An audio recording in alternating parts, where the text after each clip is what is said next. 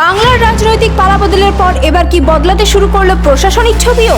বাঁকুড়ার পৌরসভায় হঠাৎই দেখা গেল নতুন মুখ্যমন্ত্রীর ছবি লাগানোর দৃশ্য, আর সেই ঘটনাকে ঘিরেই শুরু হয়েছে জোর রাজনৈতিক চর্চা। নমস্কার বন্ধুরা, আপনারা দেখছেন voice of Bankura, presented by J3S institute, বাঁকুড়ার অন্যতম নির্ভরযোগ্য স্পোকেন ইংলিশ একাডেমি। বাঁকুড়া পৌরসভায় এদিন এক বিশেষ মুহূর্তের সাক্ষী থাকলেন বিজেপি নেতা কর্মীরা। পৌরসভার অলকা সেন মজুমদারের উপস্থিতিতে পৌর প্রধানের কক্ষে মুখ্যমন্ত্রী শুভেন্দু অধিকারীর ছবি স্থাপন করা হয়।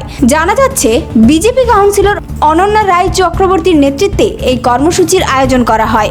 সেখানে উপস্থিত ছিলেন বিজেপির একাধিক নেতাকর্মী ও সমর্থকেরাও। পৌরসভার কক্ষে প্রধানমন্ত্রী নরেন্দ্র মোদীর ছবির পাশাপাশি নতুন মুখ্যমন্ত্রী শুভেন্দু অধিকারীর ছবিও এদিন আনুষ্ঠানিকভাবে লাগানো হয়।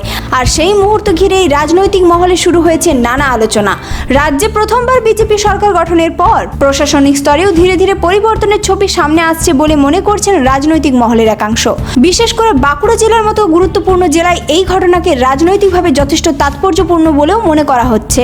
বিজেপি নেতাকর্মীদের দাবি, গণতান্ত্রিকভাবে নির্বাচিত মুখ্যমন্ত্রী হিসেবে শুভেন্দু অধিকারীর প্রতি সম্মান জানিয়ে এই পদক্ষেপ নেওয়া হয়েছে।